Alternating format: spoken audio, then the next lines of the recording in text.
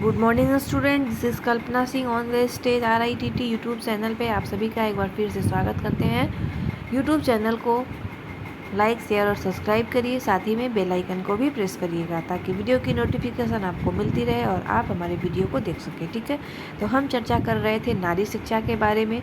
हम लोगों ने पिछली वीडियो में नारी शिक्षा के उद्देश्यों के बारे में जाना। आज देखिए, हम देखते हैं नारी शिक्षा का क्या महत्व है। महत्व क्या है? ठीक है, नारी शिक्षा का महत्व क्या है? देखिए यहाँ पे, नारी शिक्षा को आत्मनिर्भर बनाने में हमारी नारी शिक्षा आवश्यक होती है और उसमें स्वावलंबन के गुणों का भी विकास करती है। अर्थात नारी स्वयं विदुषी होते हुए अपनी सत्ता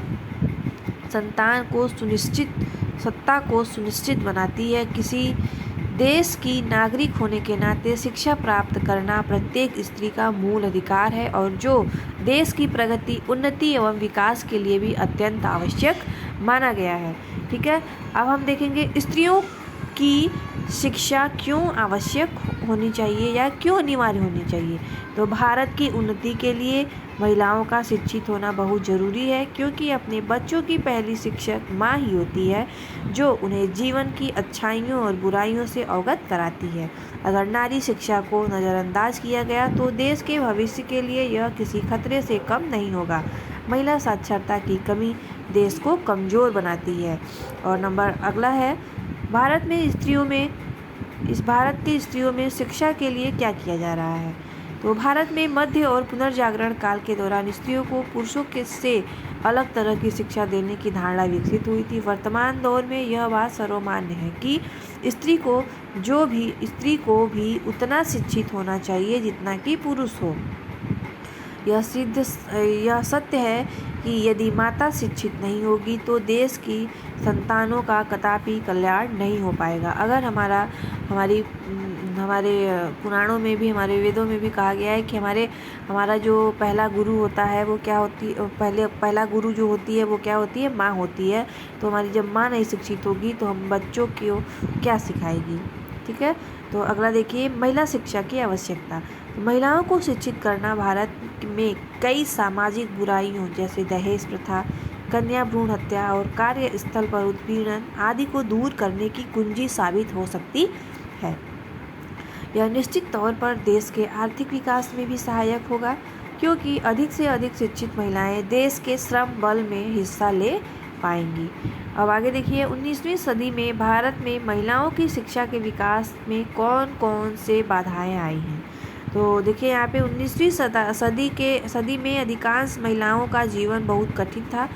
कुछ सामाजिक प्रथाएं जैसे कन्या बाल विवाह, सती प्रथा, भ्रूण हत्या और बहु विवाह आदि भारतीय समाज में प्रचलित थी। कन्या भ्रूण हत्या तथा कन्या हत्या बहुत ही आम बात थी। जो लड़कियां बच जाती थी अक्सर उनकी बहुत कम उम्र में ही शादी कर दी जाती थी। तो आगे देखिए, महिला शिक्षा के लिए भारत सरकार द्वारा नियुक्ति पहली समिति कौन सी थी? यह हमने बताया था, राष्ट्रीय महिला आयोग, national commission for women, NCW short form में, भारतीय संसद द्वारा 1990 में पारित अधिनियम के तहत 12 जनवरी 1992 में गठित एक सांविधिक निकाय है। यह एक ऐसी इकाई है जो शिकायत या स्वतः संज्ञान के आधार पर महिलाओं के संवैधानिक हितों और उनके लिए कानूनी सुरक्षा उपायों को लागू कराती है। तो राष्ट्रीय महिला आयोग का अध्यक्ष कौन है? सबसे पहला अध्यक्ष कौन था? तो देखिए यहाँ पे श्रीमती रेखा शर्मा ने तारीख यानी कि 7 अगस्त 2018 को राष्ट्रीय महिला आयोग के अध्यक्ष का कार्यभार ग्रहण किया था।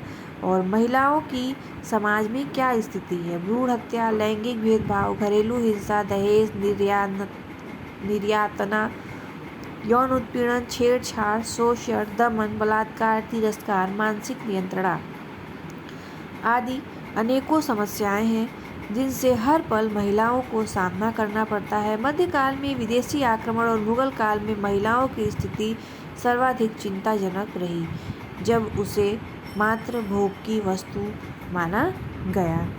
ठीक है, तो इस प्रकार से है पिछले 19वीं सदी में हमारे महिलाओं की स्थिति थी। अब हम आज के लिए बस इतना ही। धन्यवाद।